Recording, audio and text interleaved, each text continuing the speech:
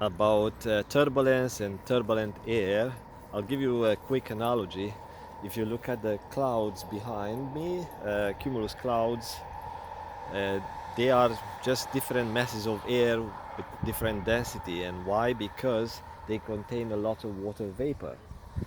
And the denser the clouds, the higher the density and the higher impact on the aircraft and airframe structure. Also, the impact, it depends of the speed of the aircraft. And I'll give you a little analogy. When you put your finger down into the water, you won't encounter any resistance. The water up here very soft, it's liquid, and you won't even feel it. You just feel the temperature of the water. Now you go to the swimming pool and jump from the 2-meter high board, and if you end up belly down, hitting the water with your belly, you may get some redness on your skin because you hit the water that you encountered some resistance of the water.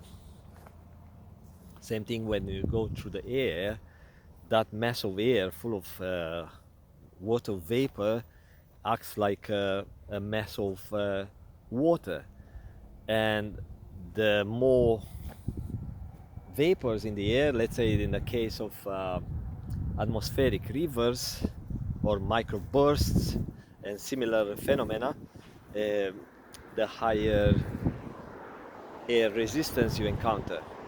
Now if you go back to your swimming pool and jump from a 10-meter high, you have to make sure you go head or feet down, you don't hit the water with your belly, otherwise you get hurt.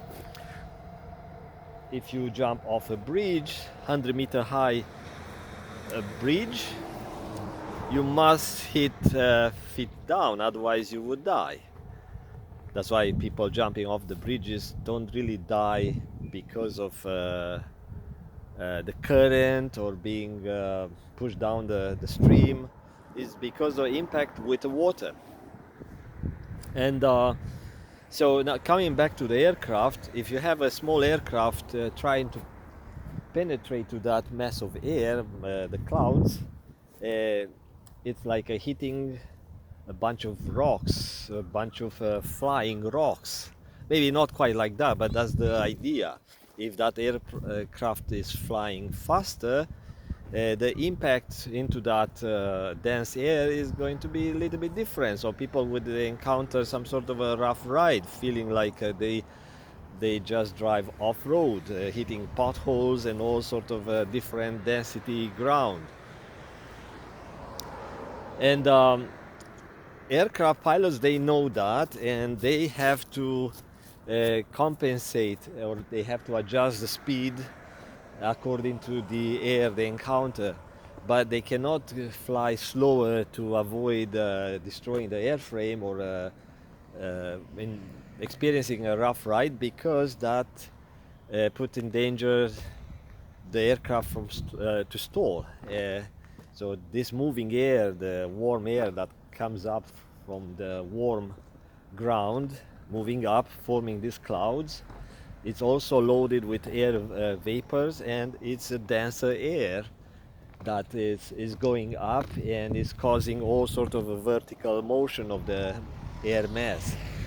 And that is going to change the angle of attack of the airplane. So if the pilot is flying too slow, it could pose a risk to stall the airframe, stall the aircraft, and that's dangerous for the flight operation. So that's the idea.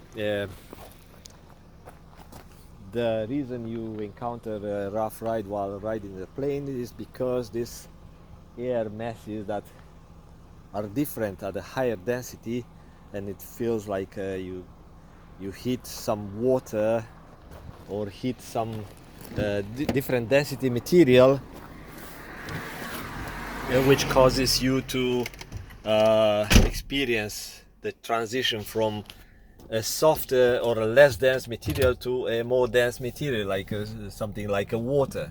So I hope it kind of makes sense. Talk to you later. Bye.